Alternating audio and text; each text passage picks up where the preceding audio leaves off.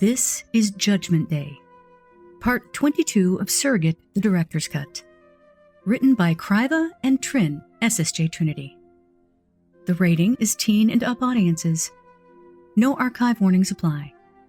The fandom is Malevolent, the podcast. Additional tags. Yes, Hastur, this is a great idea. It could never backfire. Nibbles is also a baby, and this is important to remember.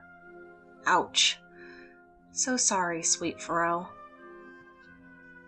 Voices by Flamia as Hastur, Vmprsm as the narrator and Faroe, Igneous as Tarn, Jasper as Arthur, LynnLarsh as John, and Jace, Igneous, Icarus, and Choco as the Traitors beings. SSJTrinity, Kraiva, and Somniate as the work introduction. Editing by Flamia. Directed by Vmprsm. Transcript by Saffron. Created and posted with permission from the authors of Surrogate, the Director's Cut. Faroe is nearly 6. It's time for her to take a step into the broader world of ruling as Hastur sees it, and that includes declaring judgment on guilty parties. But condemning to death is not easy for anyone, much less a little girl.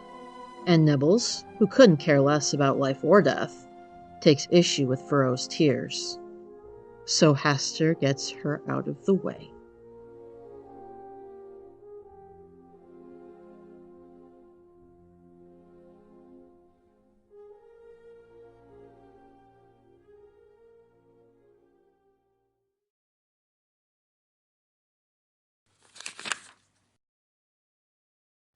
Faroe didn't want to do it.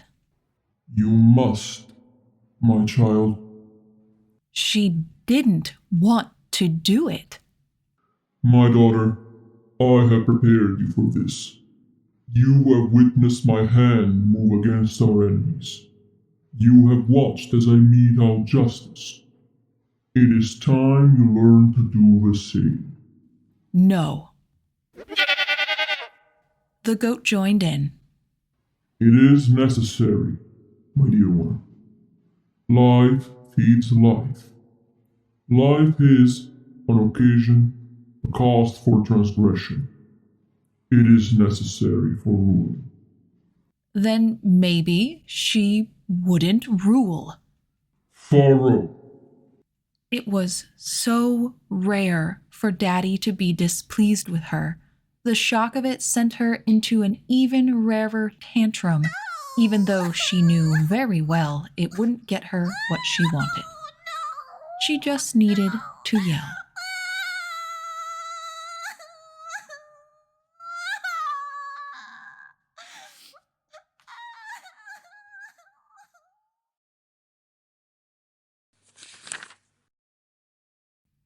And then Nibbles tried to headbutt him. Actually tried. Hastur had a headache. He'd received bad news. He was in a bad mood. That stupid goat almost pushed him right over the damn metaphorical edge. But this was her get, and he dared not kill it, and it was Faroe's pet, and she would cry. So instead of raining fire and brimstone, he made a bubble-like pocket dimension and shoved the goat inside, then put them both in Faroe's room for a timeout. He was trying very hard to focus on the issue at hand. He would dare? From all accounts, O glorious lord. Tarn, on his knees, looking up as if Hastur hung the moon. That which I overheard was not complete. It had gone too far to be considered anything but intention. In other words, actual planned regicide. Do we have proof? Tarn looked terrified. I could gather none, my lord. Only what I heard. Hastur did not need proof, honestly, but it would be such a good opportunity to continue Faroe's lesson. Once she was done being absurd. In the other room, muffled, His daughter continued to scream. He knew what this was. He recognized it. This was Arthur's defiance coming through. His headache worsened. I see. He noted the tension of shoulders, the wild hope for approval. That was, after all, the downside of breaking a human so their personal gardens flourished or died on Hastur's goodwill. One had to provide that goodwill to water them. It is well done. Tarn looked ready to cry for joy. Thank you, my lord, my glory, the son of my soul. Yes, yes. Dismissed. Tarn bowed and scraped out, backward, genuflecting and all but singing praises.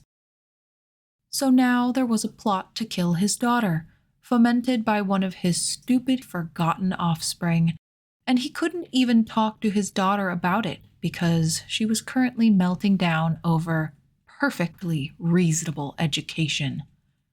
This was Arthur's fault. Directly or not, it didn't matter. Blame gave him something to do. Tempt John? Infuriate him so Arthur was in pain? Where was the downside? So Hastur headed his way. He hadn't expected to walk into the middle of a blazing row.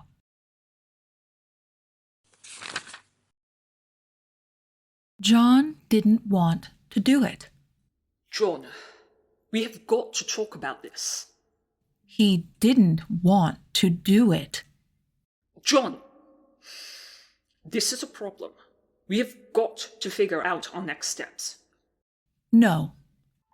The piano reflected Arthur's frustration, translating it into big chords and fortissimo banging.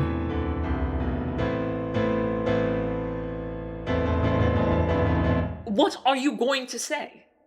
That we can just ignore it? That you don't feel the pull? That you're not in pain? You said, I'm life support. The only people who need life support are dying, John. Then maybe he'd just die. John, you fucking moron. It had been so long since John and Arthur had had a real argument that John almost didn't know what to do. He loved hearing the passion. He hated seeing the anguish on Arthur's face, reflected in his direction no matter where he looked. Hastur had even put mirrors on the fucking ceiling. But they weren't going to talk about this. It was bad enough that John wanted, deeply, to be whole again. The last thing he needed was fucking Arthur Lester, even pretending he had the right to make that choice. John, listen to me! Nope. He just needed to sulk.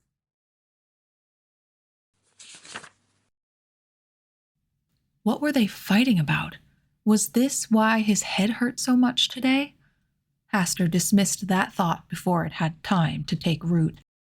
It wasn't hard to listen in, to lean on the mark, to peer into the nastiness that was Arthur's mind and ignore any little thrill he might feel while doing so. Well, Arthur was on board? Arthur was on board? That was unexpected. He hadn't planned for that, for Arthur, of all people, to be considering that John had to rejoin. What an unexpected gift! It was as if one of the two locks stubbornly keeping Hastur from his own treasure suddenly jiggled loose. He had to be careful with this. Arthur was obstreperous, contrary in the extreme. If he realized, actively, that he was on Hastur's side, he'd do an about-face out of raw, cussed stubbornness. He could use the Faroe situation. Yes, that would do. Hastur backed down the hall an appropriate amount and let his power bloom.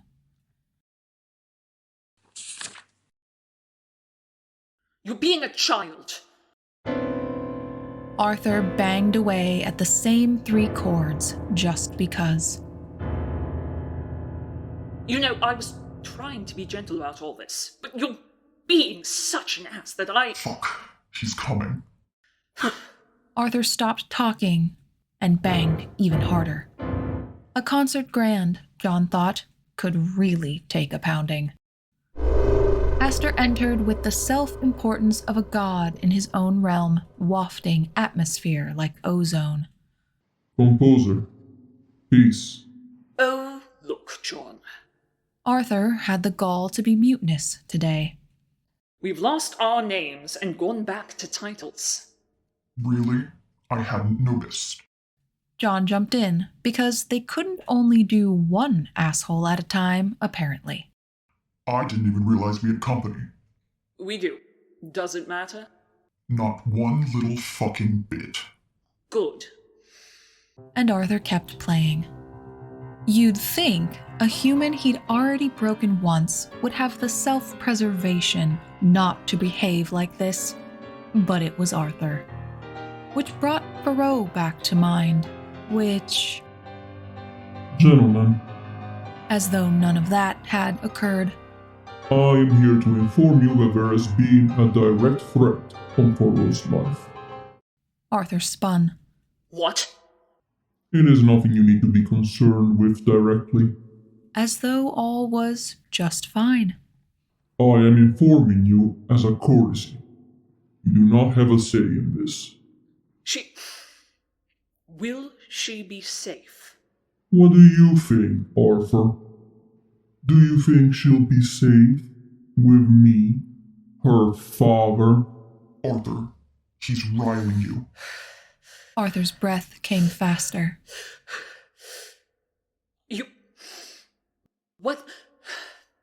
What's going to happen? Simple. I am going to crush their stupid little settlement so hard that the very earth will reject their bones out of fear. Once I have the evidence I need. He didn't really need it. The one behind this was one of his offspring, and he had the right to do as he pleased with it. Still, he wanted to teach her to start with evidence and move into intuition later, so for this case he had to. Can we help? John made a noise like somebody choked him. Arthur was just fucking full of surprises today. What? Help. Can we help? Arthur, don't be an idiot. No. But now, Hastur was thinking. Though I find it interesting you would offer. You're not upset?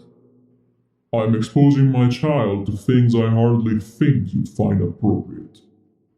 A beat of silence, heavy, thick. She's a 5-year-old girl. Anybody wanting to murder a little girl gets what they get.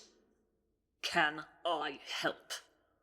Fuck, he was easy to point sometimes.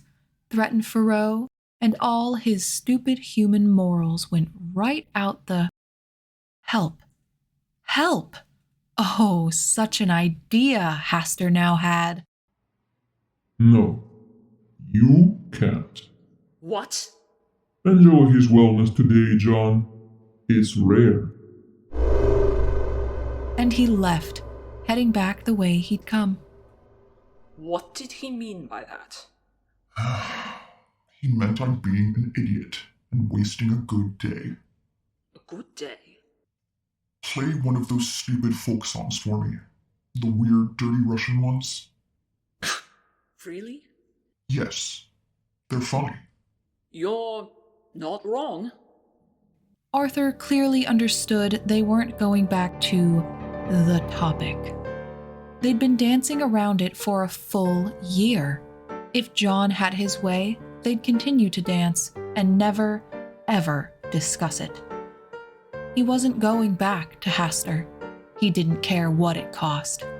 Arthur played, and John enjoyed, and grudgingly admitted, only to himself, that he was grateful Hastur had talked some sense into him.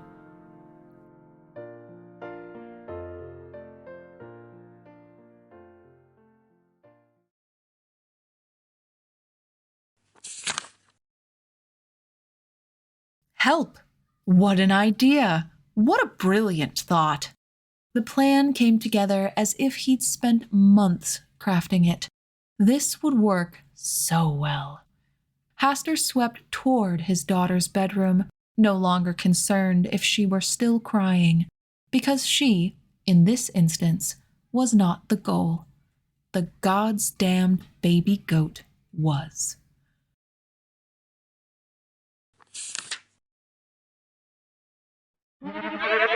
Oh, Mother Goddess, Nibbles was pissed. She couldn't get out of the bubble. She couldn't even make it go in a chosen direction.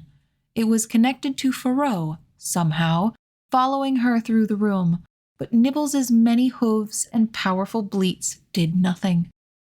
She was stuck in the air like some damned wraith, unable to touch Faroe, watching her melt down. Admittedly, Nibbles found Faroe's distress confusing. Life fed life. Threats must be taken out. Nibbles had killed rats and more on Faroe's behalf already. That was how it worked. What was the problem? Maybe that didn't matter.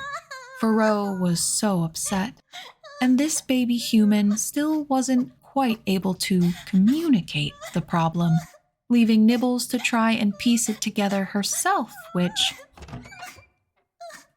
Hastur, the Aster, came floating into the room. My daughter. He gathered up Faroe without hesitation, cradling her in his many squirming arms. I am so sorry this has been so hard for you. She clung, of course, because Hastur was safety, because Hastur's approval meant much. Nibbles bleated her challenge. And then, the unexpected. Nibbles, I need to speak to you after this. Eh? Nibbles was not sure she'd heard that right. There. It is a hard day, my precious Faroe. But you shall do what you must, as we who rule must do. And then it will all be over. I want it to be over. She burrowed into Hastur's squirming limbs. The only way for it to be over is to do what must be done. Hastur held Faroe and cooed at her until she calmed down. My daughter, may I borrow your friend for a moment? We are going to discuss something important. What? I have a secret mission for Nibbles. She can tell you after, but right now, it is of utmost importance. After all, I trust her, as do you. Well, of course, Faroe trusted Nibbles, so she was all for it. That was all well and good, but Nibbles didn't trust Hastur for a second. He'd let Arthur be peeled in front of Faroe after all. Hastur crooked a tentacle in Nibbles' direction and walked out the door, keeping her in the bubble until they were safely in the hall. He didn't even pop it in the air like a jerk. He lowered it to the floor first, gently. Nibbles did not think she could be more suspicious now if she tried. I know you overheard earlier what is at stake. Hastur was speaking to her as if she were not a pet. He'd never done that before. She just eyed him from 100 different eyes, 100 different angles. I intend to move against these fools before they can harm her. And make no mistake, they fully plan to murder her. They possess some confusion that once she is gone, I will accept a creature of their choosing in her place. Preposterous. Hastur somehow gave the impression of smiling with 1,000 teeth. Foolish. Fatal. Nibbles could get behind this. Things that threatened Faroe should die. The challenge is that my spies are... My spies are not enough to find the proof I need before acting. And then it occurred to me. You, spawn of Shopnikorov, dark young, you love her nearly as much as I do. Nibbles graciously let that bullshit slide. She knew who loved Faroe more. And you are far more capable than any spies I currently have on hand. Then came silence, and Hastur clearly expected her to do something or respond in some specific way. She glared at him, suspicious, ears pinned, but head cocked, listening. Would you be willing to spy on our enemy? To send to us direct proof of our plotting? To provide that which cannot be dismissed, the plot from their own mouths, spilled like poison? For you, I do not believe it would even be dangerous. For Faroe's sake, we must make an example of them. But in order to do that, I need incontrovertible proof that they deserve of wrath coming their way. Then, and only then, can this be a proper warning to all who would follow. Nibbles was being given a mission, an actual task, proper and important, to help keep Faroe safe. But she would have to leave. But Hastur would be there to watch over her, and Hastur loved Faroe, even if it were only a fraction of the amount that Nibbles did. These conspirators thought they could get past her. That, she realized, was the crux of the matter. She would not let them. She looked up at Hastur, standing as tall and as proud as she could, and she nodded.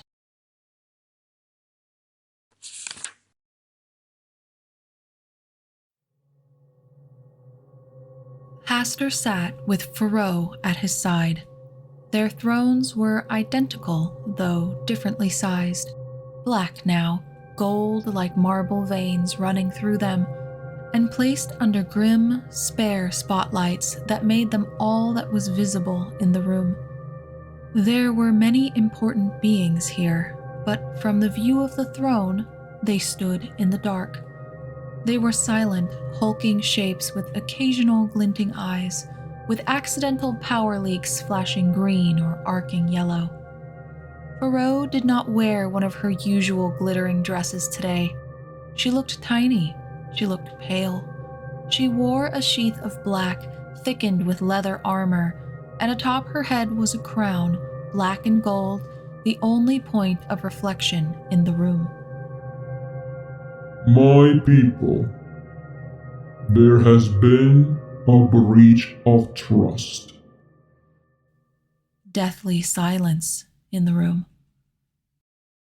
The city of Sarkoman faced justice for its arrogance in ancient times, meeting deserved fate at the claws of the moon beasts. Of late, it has been repopulated. The word was damning. And those who chose to live there are fools. Hastur waved his arms. Between them, hovering in the air, appeared a war room. There was no question of its purpose. Upon the table was laid out a blasphemously accurate model of Carcosa, with significant points marked in tiny red flags.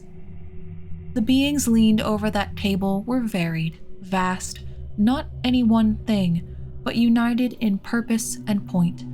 They were viewed, somehow, from above, as if from a dark corner, perhaps, a gathering of innocent shadow. She sleeps here. One tentacle stabbed with frightening accuracy into the tower that held Faroe's room. In the guard? The goat. Fuck. Any luck finding an opening during the day? No, she's more guarded outside than in. This is our best shot. It has to be at night. And for the love of fuck, don't shoot the fucking goat. She's human. It'll only take one spell. Hastur made a motion as though ripping the image from the air, the violence of it and anger of it shuddering reality and making the witnesses groan. He waited until they were silent again. Faroe. She looked so tiny. She looked so pale. Her tiny rosebud lips trembled. Her cheeks were red, as if from crying.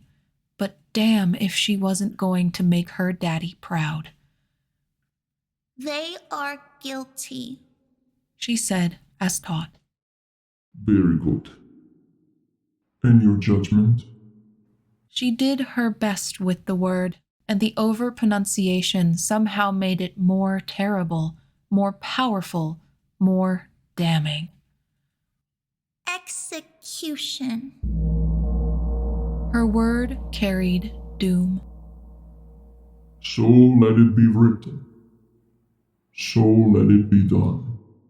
Hastur touched her back with one tentacle, gently. She trembled, but sat tall, staring into the dark. I will discover the source of his leak.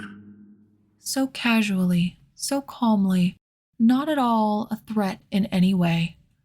And what I do to those involved will make what becomes of Sarkoman seem like a dream. You are all dismissed. One by one, the important people shuffled out, afraid, subdued. Most had no idea who was guilty. All were afraid they might be declared so. And none, not even one, could see that tiny human as naught but a child anymore.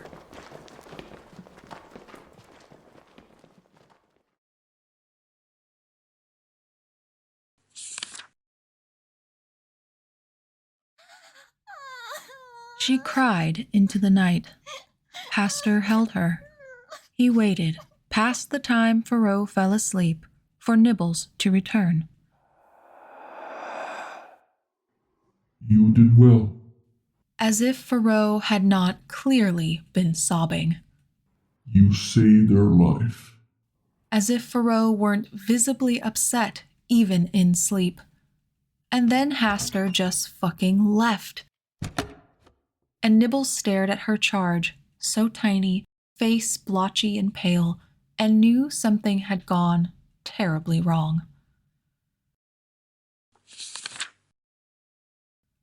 Hastur was not at breakfast. Scuttlebutt said he was laying waste to a city with severe prejudice. Arthur and John were subdued. Whatever argument lay between them had soured things, and they weren't talking much. Faroe was subdued. She still sniffled, on and off, and poked at her porridge without joy. Nobody at breakfast spoke, but the palace was abuzz, and soon enough Nibbles figured out just what had been done. She'd been gotten out of the way for what Faroe was made to do. This was not the victory she had envisioned. She tried to feel better. She hunted through the palace, smashing rats, scaring anyone who'd ever so much as looked sideways at her charge. Nibbles did not feel better. After breakfast, Faroe went to her room, not outside, not to play, not even to lessons. And that's where Nibbles found her. She opened Faroe's door with a practiced ease. Faroe sat up in bed, startled. Nibbles? Nibbles walked to the girl's bedside, head low, ashamed. Slowly, her head turned towards the golden crown, its black stones glittering in the dim light. It was beautiful. It was cruel. Faroe curled up, pulling her knees to her chest. I had to, Nibbles. I saw what you showed us. Everyone did. Daddy was right. Daddy was right. Nibbles stepped forward, a soft noise of despair leaving her as she nosed against Faroe's arm. The girl twisted, wrapping her arms around the goatling's neck, and nestled her face into one of the gentler cracks in Nibbles' plating while she sobbed. Nibbles lay her chin on Faroe's back, which rose sharply with every desperate inhale and sob, and tears welled in Nibbles's many eyes. This was no victory. This was a failure. Hastur did not return until evening, when he threw a party to celebrate the destruction of his enemies, including his offspring, which no one was willing to say. Nothing more was said about it at all.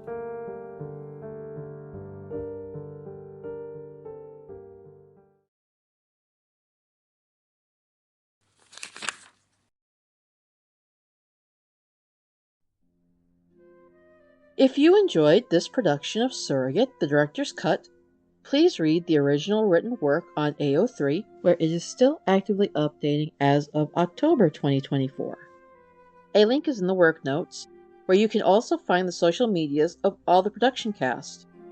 Malevolent was written and produced by Harlan Guthrie, and all characters depicted here belong to their respective creators. The cast and management produced this show for no monetary gain, and all rights remain with the authors. Any sound effects or music used in this production were obtained legally or are created by the production cast. Please let us know your thoughts, and as Kane would say, stay tuned for the next episode!